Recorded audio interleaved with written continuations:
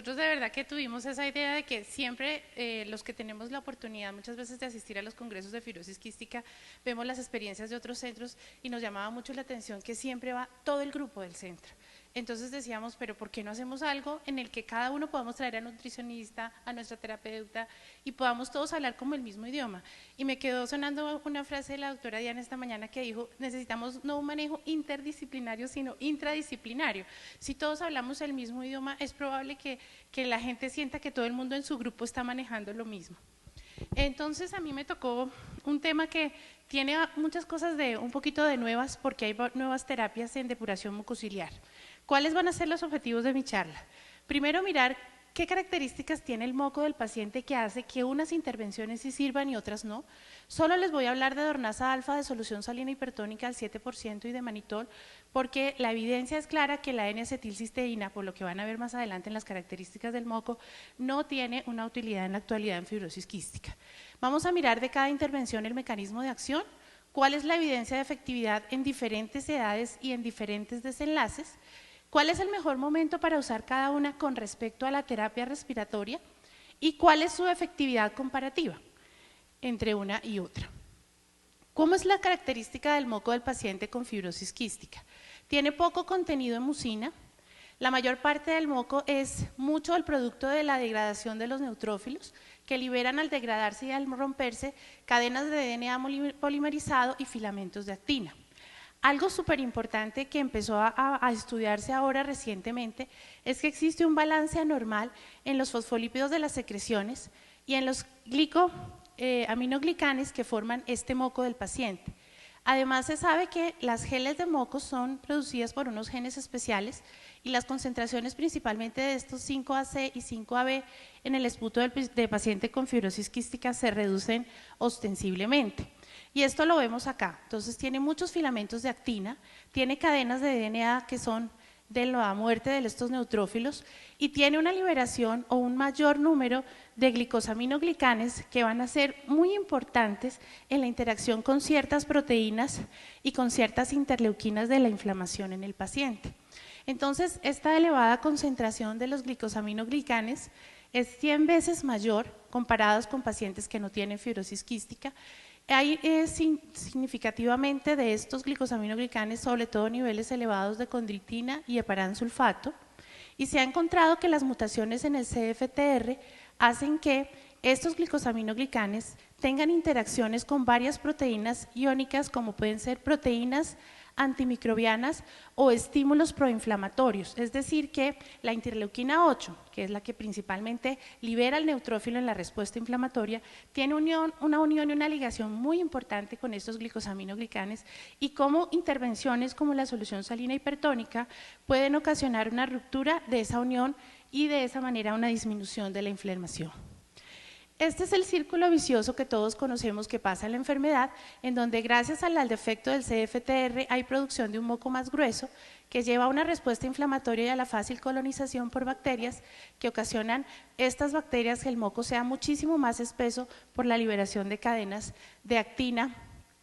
y que van a ocasionar estos tapones de moco en las vías aéreas de los pacientes con un infiltrado importante inflamatorio. Entonces vamos a empezar a ver la primera intervención, que es la solución salina hipertónica al 7%. En un paciente sano, lo que ocurre es que el CFTR hace que este cloro pueda salir, que de igual manera salga agua, y este líquido, que es el líquido o el volumen del líquido periciliar, que favorece el movimiento de la cilia, sea en una forma importante bastante acuoso para que permita que la cilia se siga moviendo y que la capa de moco fluya. En el paciente con fibrosis quística, que no saca el cloro, igualmente no saca agua, este volumen de líquido que circunda las vías aéreas, en la hipótesis de bajo volumen, es mucho más reducido y este moco es mucho más espeso. ¿Qué podemos hacer entonces con la solución salina hipertónica? Hay 4 mecanismos importantes. El primero y el más importante es que gracias a que es mucho más osmóticamente activa, permite la salida de agua dentro de la célula y que haya mayor volumen de este líquido periciliar, lo cual favorece el que se presente, por lo tanto, mayor aclaramiento mucociliar y este moco, que es mucho más deshidratado, se vuelva más hidratado. Algo importante que se ha descubierto en los últimos estudios es que esta proteína LL37, que es una proteína antimicrobiana que es inhibida por los glucosaminoglicanes, es liberada de esta unión con el glucosaminoglicano por la solución salina hipertónica al 7%. De esa manera, la unión electrostática que tiene con la LL37 permitiría que pudiera tener más acción los antibióticos. También se ha visto cómo esta misma unión con los glucosaminoglicanes se hace a interleuquina 8 y al hacer la exposición con solución salina al 7%, se produciría una degradación más rápida de esa interleuquina 8 por las elastasas del neutrófilo y por esa ende se produciría una disminución de la inflamación. Pero ¿cuál es la evidencia? Hasta acá podemos decir, puede tener un argumento fisiopatológico bueno, pero lo más importante es en términos prácticos, ¿genera o no en estudios clínicos evidencia de ese componente de mejoría antiinflamatoria? Este es un estudio que aparece publicado recientemente en el 2011, en donde se hicieron lavados broncoalveolares a varios pacientes con fibrosis quística y se recogieron a su vez secreciones de esputo, y estas secreciones y estos lavados broncoalveolares fueron expuestos a concentraciones de solución salina hipertónica al 7%, y desde el punto de vista experimental miraron qué porcentaje había de interleuquina 8 libre y de qué tanto esa interleuquina 8 se podía liberar del glicosaminoglicán que tenía el moco del paciente, a través de la medición por Western blot de la concentración de interleuquina 8 y por ELISA. Entonces, ahí se determinó que estos pacientes con fibrosis quística claramente tienen niveles elevados de interleuquina 8 y que esta interleuquina 8 usualmente está ligada a los glicosaminoglicanes en forma importante y que la solución salina hipertónica puede perturbar esta interacción iónica que se produce entre estas dos sustancias y permitir que así la interleuquina 8 quede libre y de esa manera disminuya la quimiotaxis del electrófilo, facilitando de esta manera la respuesta inflamatoria. Entonces, hasta acá podemos complementar un poquito cuál sería el mecanismo fisiopatológico de acción de la solución salina hipertónica. Sin embargo, lo que a uno le interesa es el paciente, es que el paciente tenga unos desenlaces clínicos relevantes con la intervención que está usando. Entonces, en fibrosis quística tenemos que como separar de a qué vamos a llamar una respuesta positiva en el paciente. Y esto se ha estudiado mucho en varios estudios y se ha definido que desde el punto de vista práctico, a uno lo que le interesa no solo es que de pronto el BEF1 sea 5 o 10% más alto, porque puede que el paciente tosa igual, se exacerbe el mismo número de veces al año. Lo que nos interesaría de pronto, en una forma clínicamente más significativa, es reducirle las exacerbaciones, el número de exacerbaciones por año, mejorar los resultados también a largo plazo en que ese BEF1, que normalmente en su historia natural va a ir deteriorándose poco a poco, ese deterioro sea muchísimo más lento. Es decir, que con la intervención que hagamos podamos lograr que ese BEF1 se mantenga más a lo largo del tiempo. ¿Y eso con qué objetivo? Con que el paciente viva mucho más años y de pronto pueda ser una opción y un candidato a las terapéuticas nuevas que se van a salir en el futuro. La otra cosa muy importante de la que queremos hablar es de que deberíamos mostrar con la intervención una mejoría en la calidad de vida.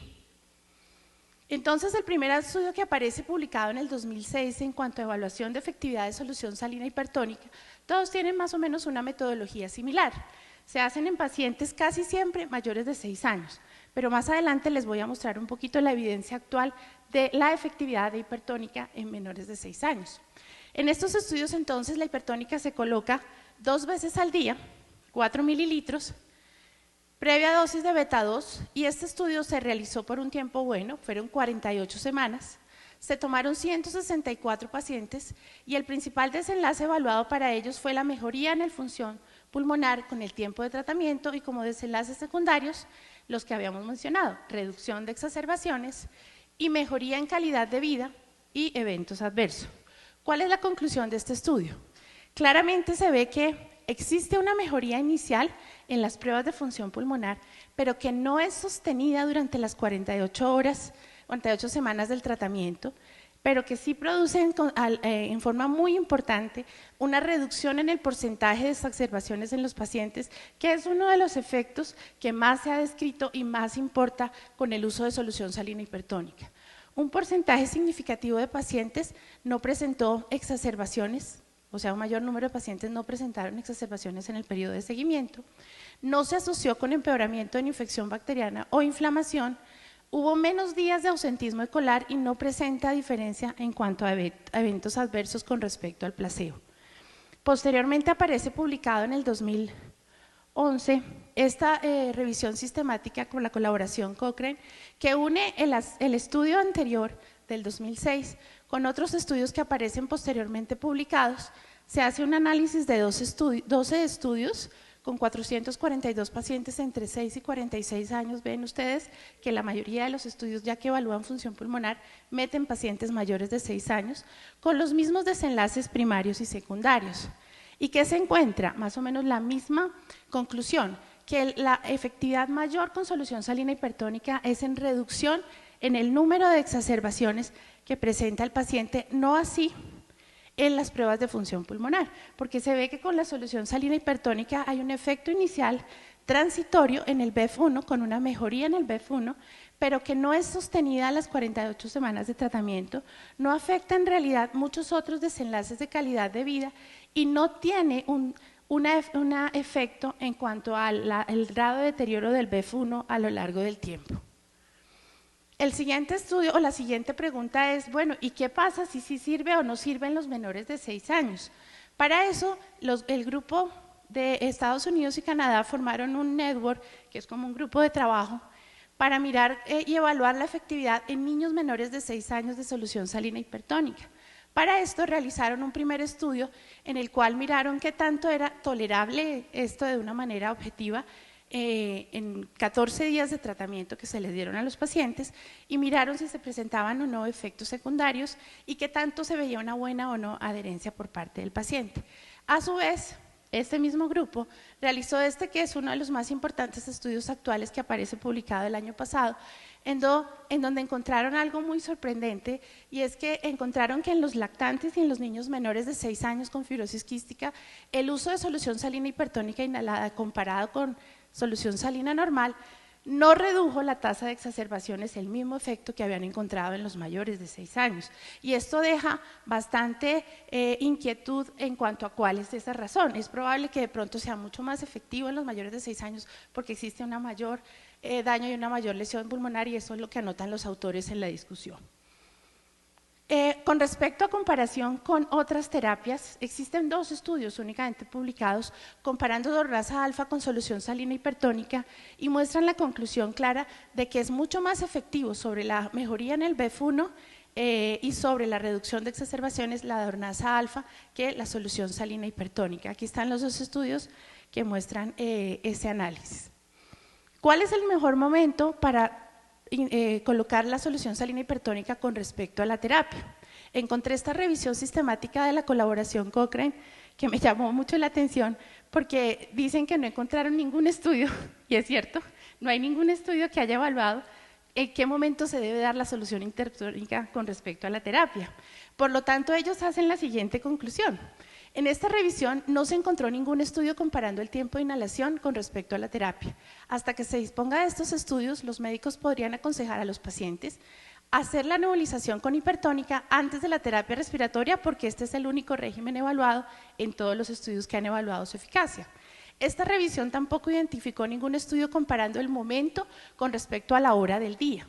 Y dicen que recomiendan seguir usándolo cada 12 horas, una en la mañana y una en la noche, porque esa es la forma en la que se ha estudiado se ha realizado en los estudios clínicos, y que de pronto hay unos pacientes adultos que refieren bastante incomodidad posterior a la nebulización que podrían utilizarlo solamente una vez al día. Entonces, hasta acá podemos concluir que la solución salina hipertónica es una estrategia terapéutica con unos argumentos fisiopatológicos muy buenos,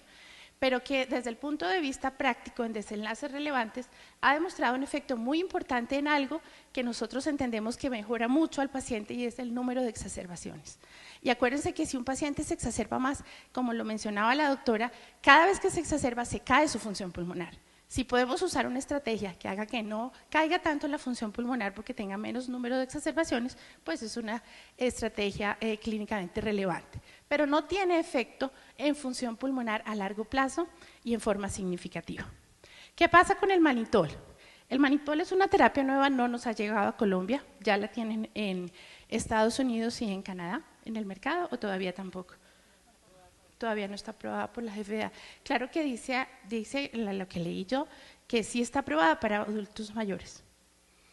pero no la están comercializando todavía. El manitol en polvo seco es una estrategia terapéutica que podría tener cierta expectativa, pero que vamos a analizarla un poquito más individualizada. El manitol, ¿qué hace? Igual que la solución salina hipertónica, al posarse en esta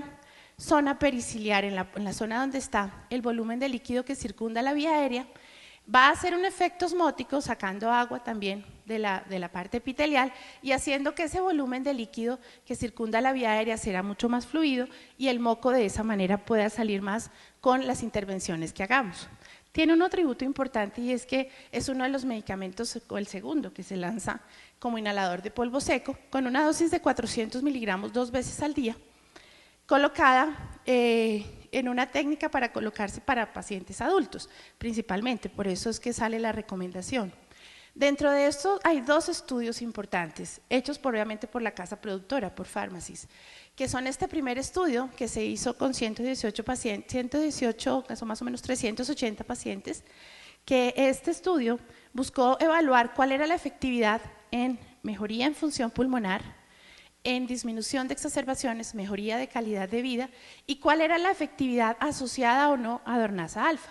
Este estudio encuentra que sí hay una mejoría significativa de un 3 a un 5%, como lo veíamos anteriormente. Eso probablemente desde el punto de vista clínico puede que el paciente tosa igual y se exacerbe igual. Sin embargo, sí produce una mejoría sostenida con los 26 semanas de tratamiento comparada con el placebo en el BEF1. También se demostró que era en general bien tolerada, con no diferencias muy importantes y significativas con respecto al placebo en cuanto a tos, en cuanto a dolor faríngeo o a presencia de complicaciones graves como hemoptisis. En cuanto al estudio de subanálisis que se hizo en este mismo estudio, porque había pacientes que continuaban usando su terapia de base que era Dornasa alfa, miraron si el adicionarle el manitol produciría una mayor efectividad en cuanto a mejoría en función pulmonar y no encontraron una mejoría mayor o aditiva con el respecto a la Dornasa alfa y que la mejoría la podían ver que era independiente del uso concomitante de Dornasa alfa. Lo que sí vieron que hicieron un subanálisis de este mismo grupo, mirando el porcentaje de mejoría en el BEF1 para pacientes manejados solo con manitol, para aquellos manejados solo con Dornasa y para los manejados con las 2 terapéuticas. Y se ve cómo definitivamente la Dornasa alfa era mucho mejor en mejoría en el BEF1 que el manitol y que la adición no producía una mejoría. Posteriormente aparece este estudio publicado el año pasado, en el 2012, en el Journal de Fibrosis Quística, que hace una unión del primer estudio hecho por Pharmacies y un segundo estudio que se hizo también con 26 semanas de seguimiento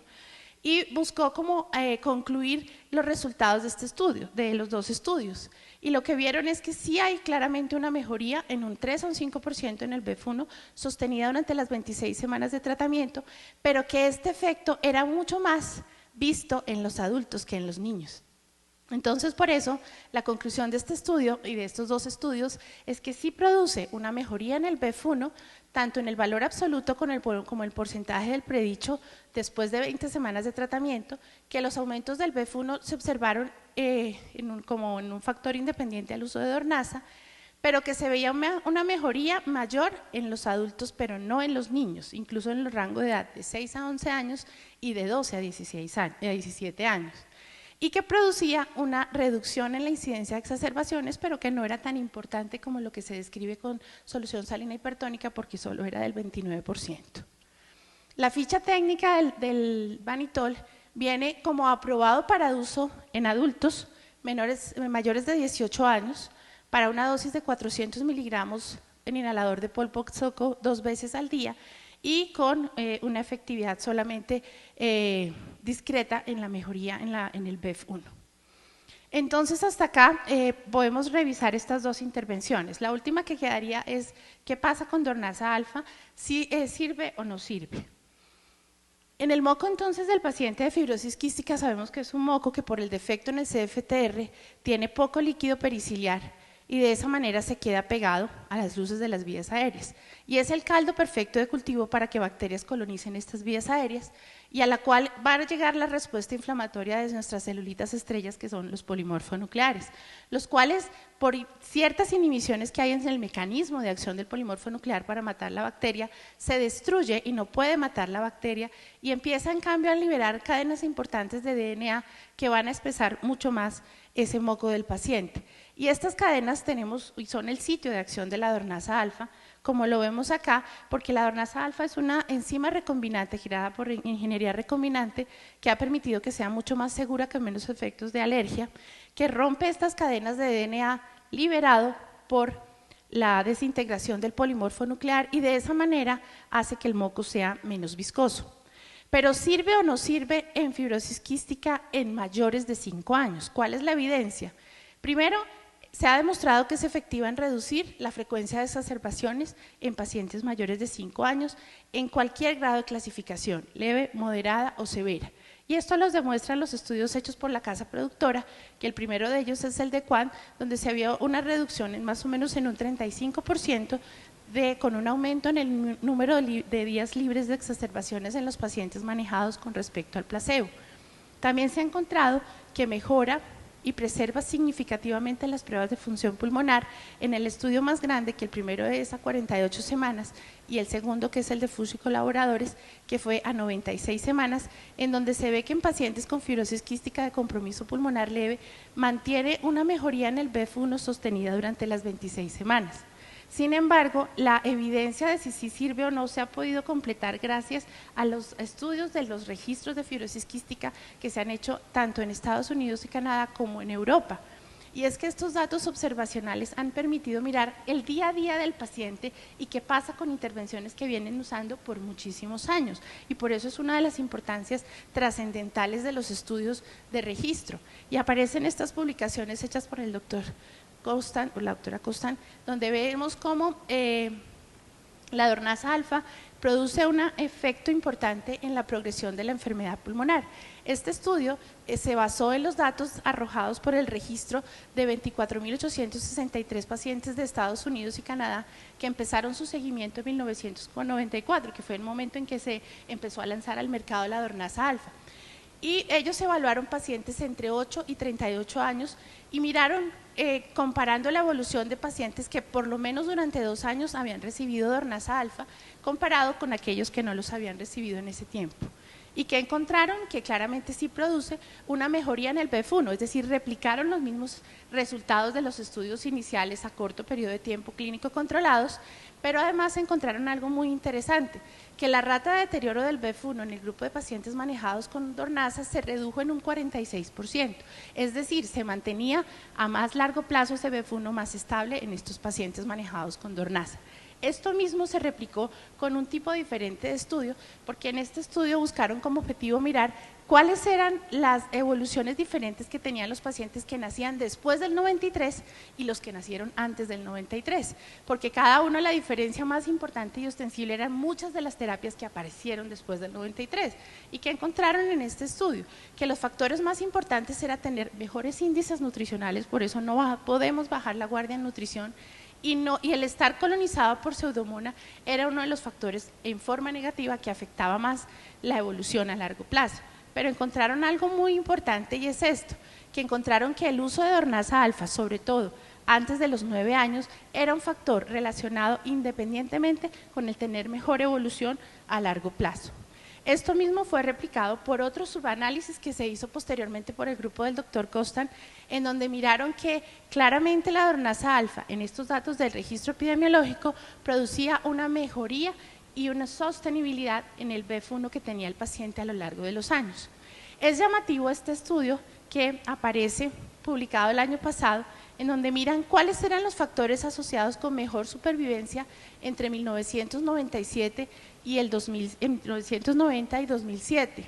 porque vieron que claramente a partir de eso más o menos 1.2 años podía vivir más el paciente y a partir del 2003 podía vivir 5 años más el paciente. Ese aumento en la sobrevida empezaron a analizar por qué se había producido y uno de los factores importantes que encontraron al hacer el análisis de regresión multivariado era que el uso de Dornasa alfa nebulizada afectaba significativamente y en forma independiente la reducción del riesgo de morir por producir una mejor estabilidad en el BEF1 a lo largo del tiempo. Pero la pregunta que queda es, ¿y qué pasa si lo debemos o no debemos estudiar o lo debemos utilizar en niños menores de 5 años? Entonces, esto ha sido como una indicación off-label y todo el mundo en el mundo lo hace, ¿sí? Porque tanto en Estados Unidos y Canadá, cuando uno va a preguntar en los congresos, ¿y usan tobramicina inhalada en menores de 5 años? Sí. ¿Y usan Dornasa en los menores de 5 años? Sí. ¿Y por qué lo usan si las casas productoras dicen que no se puede usar? Porque claramente los estudios han sido hechos, la mayoría, en mayores de 6 años y por eso no pueden arriesgarse a dar una conclusión diferente. Pero esto es algo muy importante, analizar si hay evidencia o no en menores de 5 años. Generalmente los niños eran excluidos por seguridad, eran excluidos porque no podían hacer la prueba de función pulmonar y además de eso por muchas consideraciones logísticas y éticas. Sin embargo, en las encuestas que se hacen sí claramente se ve que son usados en muchos países del mundo. Y estos son los 4 o 5 artículos que muestran esta evidencia inicial en una forma un poquito más objetiva de saber si sirve o no sirve. Lo primero que se ha encontrado es que al usar la nebulizada en el de 5 años, a pesar de que el niño tiene un volumen corriente más bajo, sí le llega la nebulización y es segura. Este otro estudio que evaluó la efectividad a través de mejoría en el puntaje clínico de TAC de tórax evidenció que el uso de la Dornasa alfa mejoraba, y era una prueba útil para evaluar la respuesta al medicamento y que sí mejoraba el puntaje clínico de TAC en pacientes menores de 5 años. En este otro estudio en el que se hicieron pruebas de función pulmonar en lactantes, se encontró que también la función pulmonar se incrementaba medida por el flujo máximo con relación a la capacidad residual funcional después de la inhalación con Dornasa alfa y vieron que era segura. Sin embargo, la pregunta del millón es, ¿será que sí es segura? Si es efectiva y si sí llega, pero sí será segura o tendrá más efectos secundarios, fue analizado por este estudio que aparece en el 2007, en donde basados también en los datos del Registro Epidemiológico Europeo, se evaluaron 14.362 pacientes que eran del registro europeo, se miraron cuántos habían recibido Dornasa alfa y cuántos eran menores de 5 años. Y encontraron que los eventos adversos serios relacionados a la Dornasa eran en 0.4%, que los anteriores están dentro de las complicaciones usuales de la enfermedad, que los pacientes de 5 años tratados con Dornasa tienen una frecuencia similar de efectos adversos como que resultaban en hospitalización o en otros desenlaces en periodos tanto fuera de tratamiento como de tratamiento, y que la tolerancia a la Dornasa es de manera semejante a lo que se presenta en niños mayores de 5 años. Entonces, las recomendaciones prácticas que le quedan a uno, entonces deberíamos usar las dos, usar solución salina hipertónica o usar Dornasa alfa, viene un poquito analizada en este consenso europeo que aparece en el 2009 y que es una de las conclusiones que nos han quedado de la mayoría de las veces que asistimos a charlas de esto, y es que cada medicamento tiene un mecanismo de acción absolutamente diferente, cada uno tiene un costo diferente y una costo-efectividad diferente y puede ser o no tolerado por el paciente. Lo que se recomienda en este consenso europeo, dado que tienen un mecanismo de acción diferente, es que pueden utilizarse las ventajas de cada uno en el paciente y podría recibir las dos intervenciones. En la pregunta del millón es, decimos y nos quejamos que el paciente tiene muchas medicaciones y que gasta mucho tiempo en el tratamiento. Entonces, eso queda como para que se evalúe con estudios de costo-efectividad posteriores de qué tanto el uso de las dos intervenciones al tiempo podría ser de igual manera práctico para el paciente. Eso era lo que yo les quería traer, no sé si tengan alguna duda a la hora.